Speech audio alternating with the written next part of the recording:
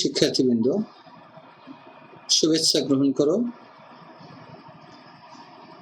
আমাদের আজকের ক্লাস নাটক সিরাজউদ্দৌলা, ক্লাস নম্বর 1। সিরাজউদ্দৌলা নাটকের রচয়িতা সিকান্দার আবু জাফর। আমি তোমাদের শিক্ষক মোহাম্মদ ওবায়দুর রহমান তালুকদার। আমার বর্তমান পদ, পদবি, কর্মস্থল এবং মোবাইল নম্বর উপস্থাপন করলাম। প্রয়োজনে তোমরা যেন ফোন করতে পারো বা কোনো কিছু নিয়ে দ্বিধা থাকলে জানতে পারো।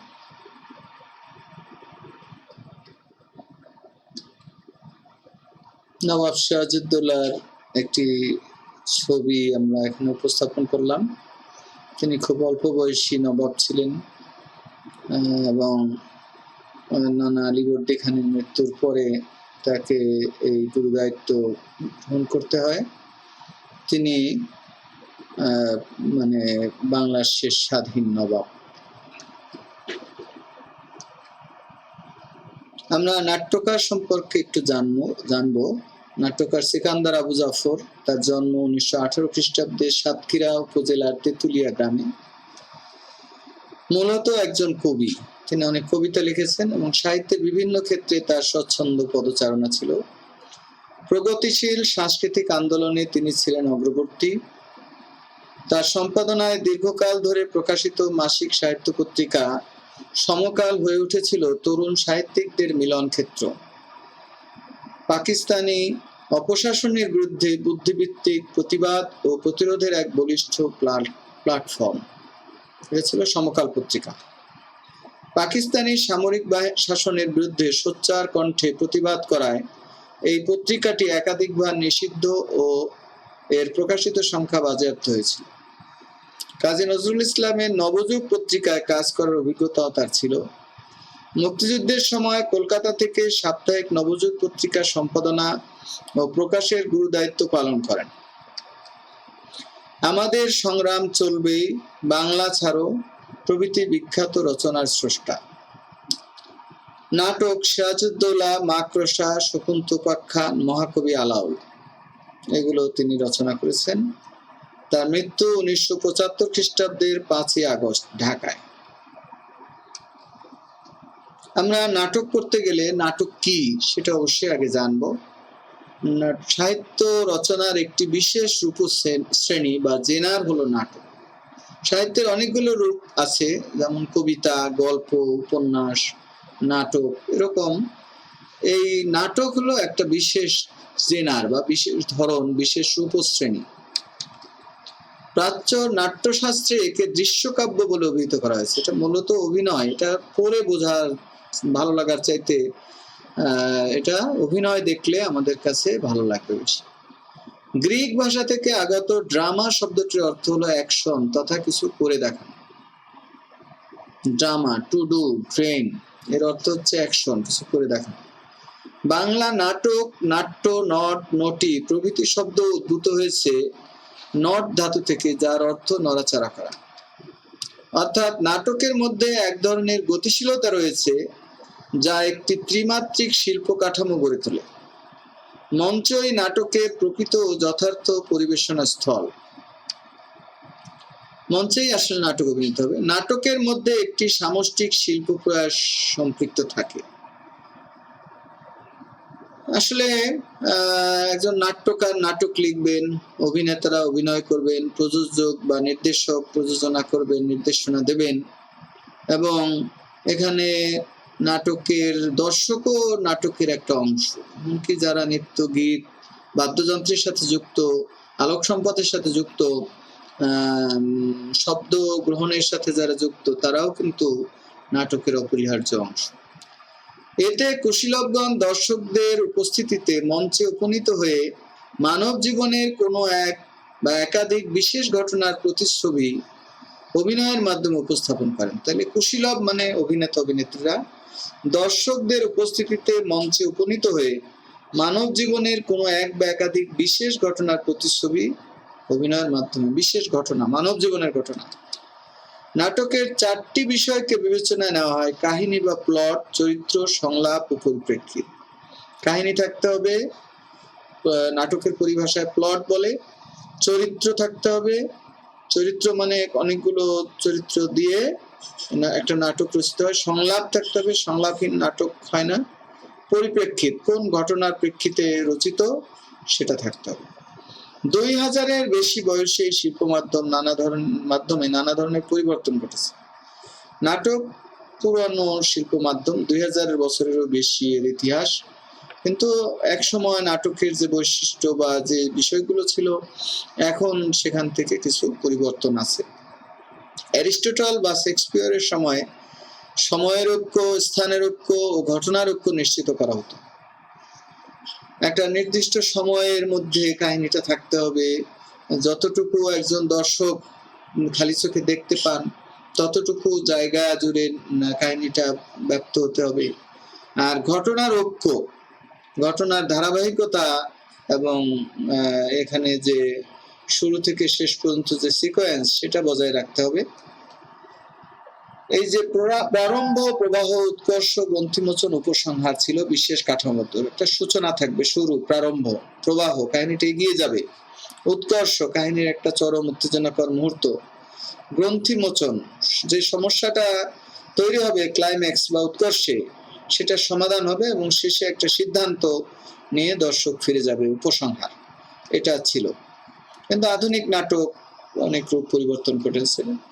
নাটকের শ্রেণীবিভাগ অনেকগুলোর ভিত্তিতে করা হয়েছে, বিষয়বস্তুর ভিত্তিতে পৌরাণিক, ঐতিহাসিক, সামাজিক, পারিবারিক, রাজনৈতিক, চরিত্রমূলক, নানা রকম নাটক হতে পারে। বিষয়বস্তুর পরিণতি বা রসের বিচারে ট্র্যাজেডি, কমেডি, প্রহসন, মেলোড্রামা, ট্র্যাজিকমেডি। গঠন রীতি অনুসারে কাব্যনাট্য, গীতিনাট্য, নৃত্যনাট্য, কাব্যগীতিনাট্য।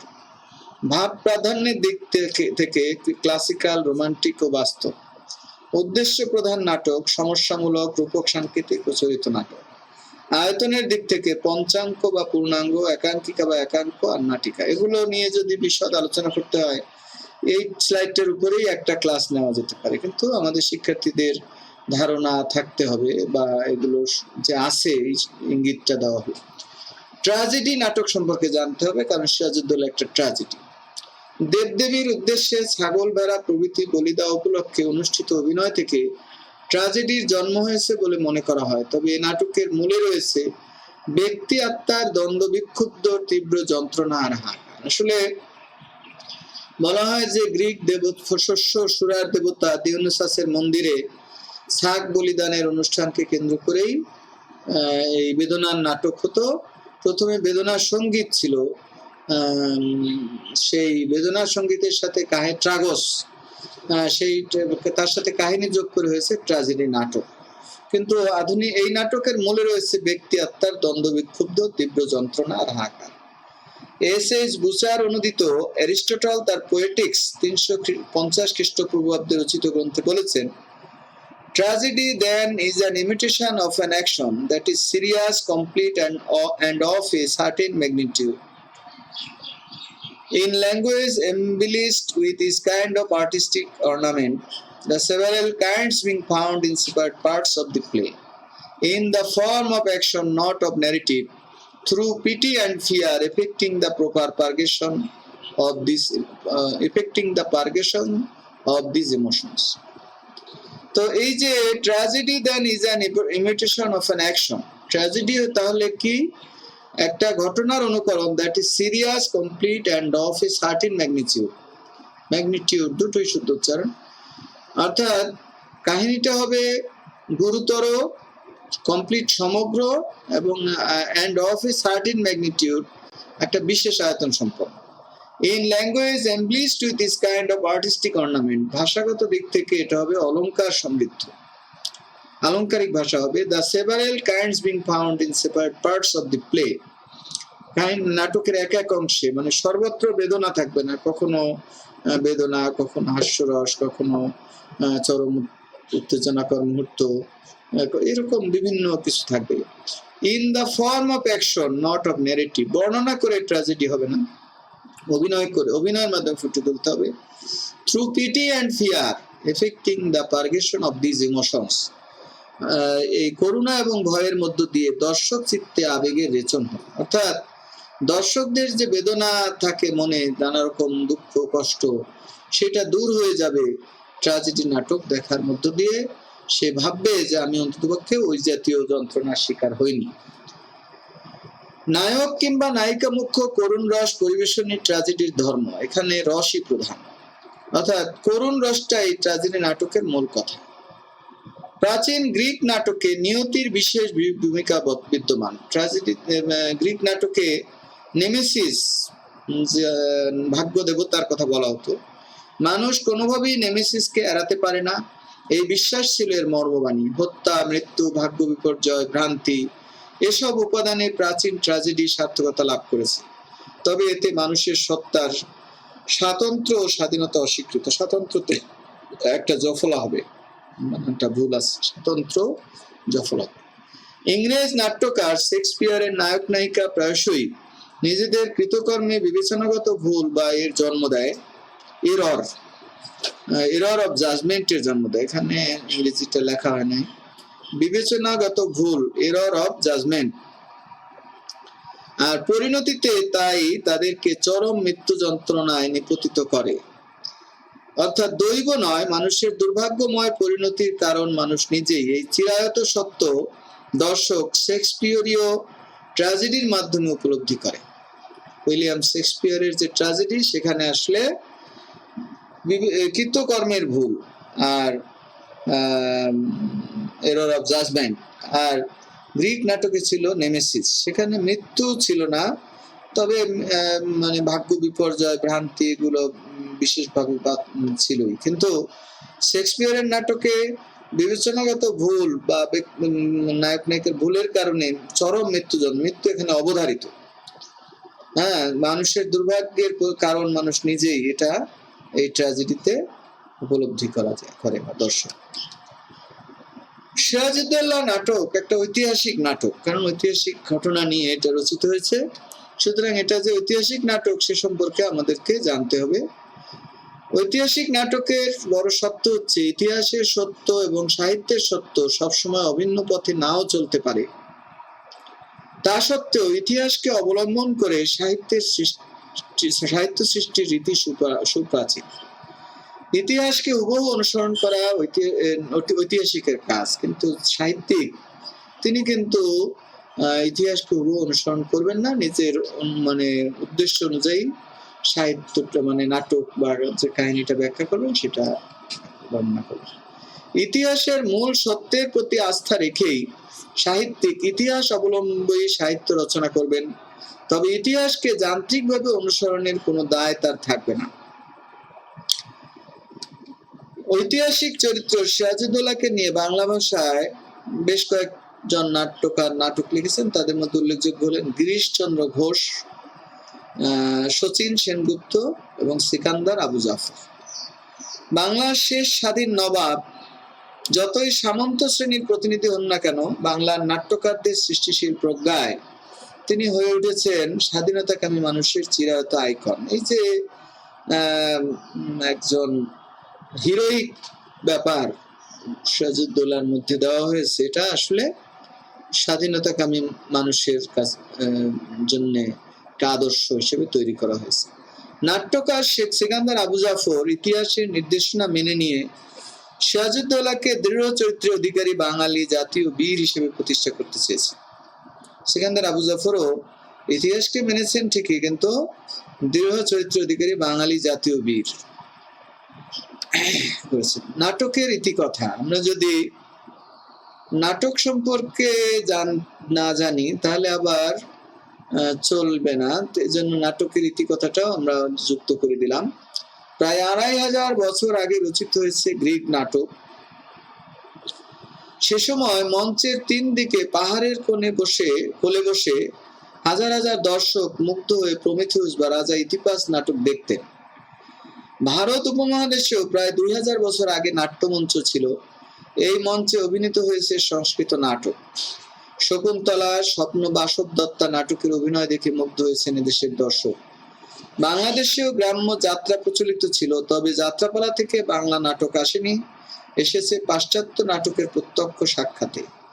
1753 সালে কলকাতায় এদেশে ইংরেজদের প্রথম রঙ্গালয় অর্থাৎ 3 দিকে ঘেরা টোপ মঞ্চ প্রতিষ্ঠিত হয়।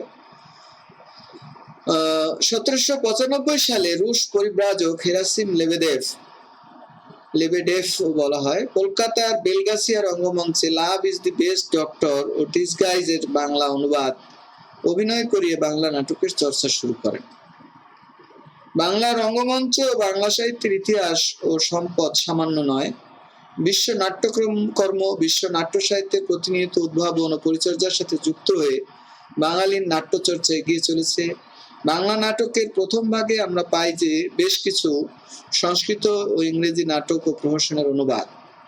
19 শতকের দ্বিতীয়ার্ধে এ পর্যায়ে উল্লেখযোগ্য তারাচরণ শিকদারের ভদ্রার্জুন, হরচন্দ্র ঘোষের ভানুমতি চিত্তবিলাস, নন্দকুমার রায়ের অভিজ্ঞান শকুন্তলম ইত্যাদি।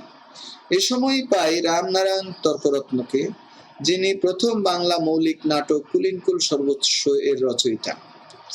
তিনি সামাজিক পৌরাণিক নাটক ও প্রহসন লেখার পাশাপাশি 4টি সংস্কৃত নাটকের অনুবাদও করেছিলেন। রামনারায়ণের একটি অনুবাদ রত্নাবলীর সঙ্গে পরবর্তী বাংলা নাটকের একটি ঘনিষ্ঠ যোগ আছে।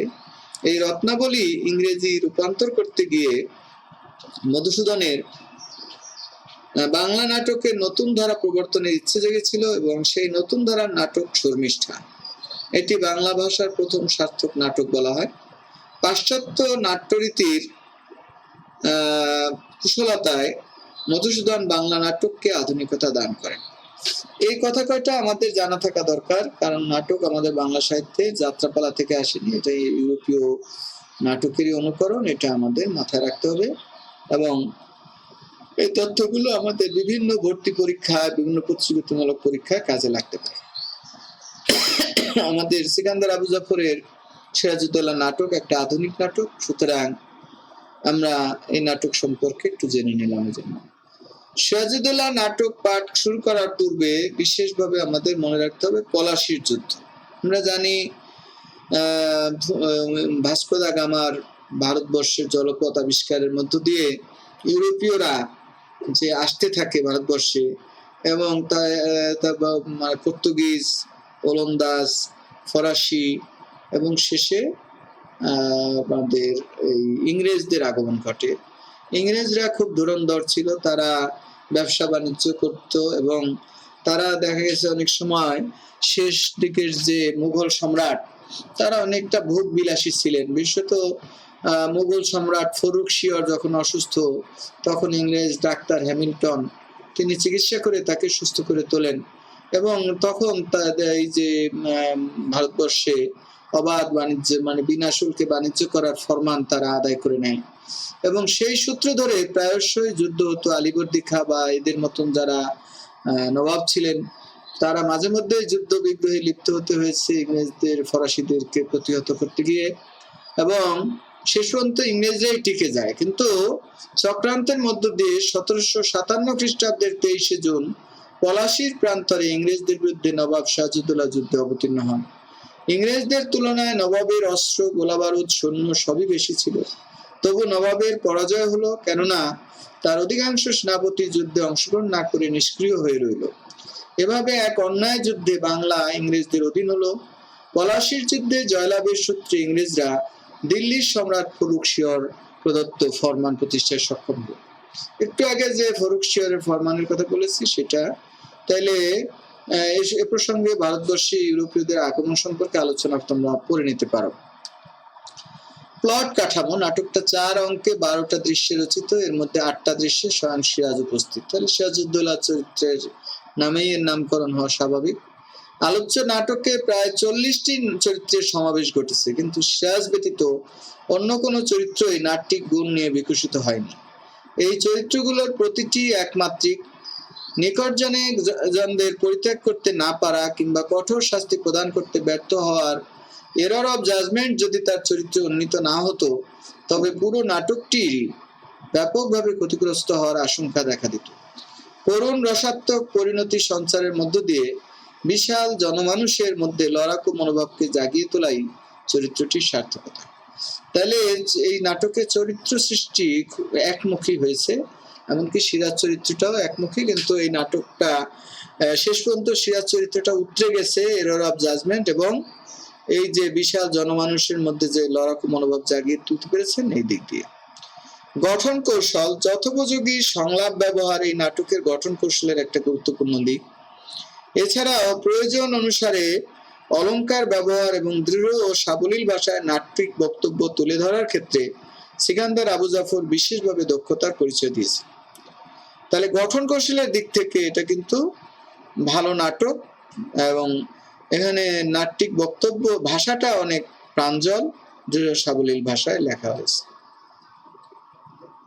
কাহিনী বিশ্লেষণ, সিরাজউদ্দৌলা নাটকটির কাহিনীমুখ উন্মোচিত হয়েছে যুদ্ধ দিয়ে। সিরাজের বাহিনী কলকাতা আক্রমণ করে ইংরেজদের তাড়িয়েছে, কিন্তু সিরাজের স্বস্তি নেই, তাকে সিংহাসন থেকে হঠাতে চলছে নানাবিধ প্রাসাদ ষড়যন্ত্র। ষড়যন্ত্রের যে জাল ক্রমশ বিস্তার লাভ করেছে, তাতে ইংরেজদের সঙ্গে যুদ্ধ হয়েছে তার নিকটতম আত্মীয়, তার প্রধান সেনাপতি সহ নিকটতম অমাত্য। এদিকে বাংলার স্বাধীনতা বজায় রাখতে হবে একদিকে, অপরদিকে অসুয়া বিশ্বে জর্জরিত ষড়যন্ত্রকারী নিকটজনদেরও পরিত্যাগ করতে পারছেন না সিরাজ। নাট্যকার এই বিষয়টিকে কেন্দ্র করে সৃষ্ট নাট্যিক দ্বন্দ্বের মধ্য দিয়ে তিনি নাটকটিকে ক্লাইম্যাক্সে নিয়ে গেছেন। তিনি দেখাতে চেয়েছেন যে সিরাজ সবকিছু বুঝতে পারছেন, কিন্তু কঠোরতম পদক্ষেপ নিতে তার মানবিক গুণাবলী তাকে বাধা দিচ্ছে। একটি জটিল পরিস্থিতি তৈরি করে নাট্যকার যুদ্ধের আবহ ফিরিয়ে নিয়ে এসেছেন। শেষ পর্যন্ত ষড়যন্ত্র সফল হয়েছে।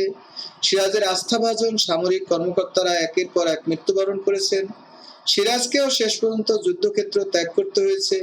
প্রাণ বাঁচানোর তাগিদে নয়, রাজধানীতে ফিরে এসে আবার শক্তি সঞ্চয় করে স্বাধীনতা বজায় রাখার শেষ চেষ্টা করার সংকল্পে এভাবে নাটকটি এগিয়ে গেছে গ্রন্থ মোচনের অভিমুখে। সিরাজের সংকল্প বাস্তবায়িত হয়নি। সিরাজ ধরা পড়েছে, কারাগারে বন্দী হয়েছে, এবং চূড়ান্ত দৃশ্যে কৃতঘ্ন মুহাম্মদী বেগের হাতে নিহত হয়েছে। এক অপরিসীম বেদনায় পাঠক হৃদয়কে ভারাক্রান্ত করে নাটকটির পরিসমাপ্তি ঘটেছে।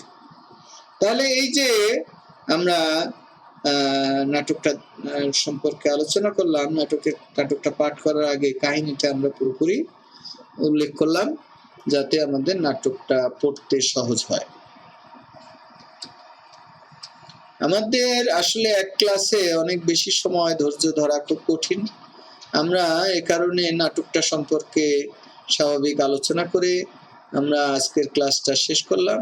আমার শিক্ষার্থীরা যদি নাটক পাঠ করে, তারপরে যদি আমি গুরুত্বপূর্ণ সংলাপগুলো চিহ্নিত করে করে আলোচনা করি, আশা করি তাতে শিক্ষার্থীরা অধিকতর লাভবান হবে। আমি তোমাদের জন্য প্রথম ক্লাসটা এখানে সমাপ্ত করলাম। যারা ক্লাসটা দেখবে তাদেরকে আগাম ধন্যবাদ জানাচ্ছি, আর শুকরিয়া জানাচ্ছি মহান আল্লাহ পাক রাব্বুল আলামিনের কাছে। তার প্রতি কৃতজ্ঞতা এবং অসীম দয়া না থাকলে আমি এভাবে ক্লাস উপস্থাপন করতে পারতাম না। আমাদের নাটক নিয়ে দ্বিতীয় ক্লাস হলো সমাপনী ক্লাস। নাটকের দৃশ্যভিত্তিক পাঠ পর্যালোচনা ও গুরুত্বপূর্ণ সংলাপ বা তার অংশভিত্তিক আলোচনা। কোন দৃশ্যে কি কাহিনী, এটা যদি শিক্ষার্থীরা জানে তাহলে তাদের জন্য সুবিধা হবে, আর যে উক্তিগুলো গুরুত্বপূর্ণ সেগুলো তারা চিহ্নিত করে নিতে পারবে। ওই দিন অবশ্যই বই হাতে নিয়ে শিক্ষার্থীরা বসবে, আগে নাটকটা পড়ে নেবে। সবাইকে শুভেচ্ছা জানিয়ে শেষ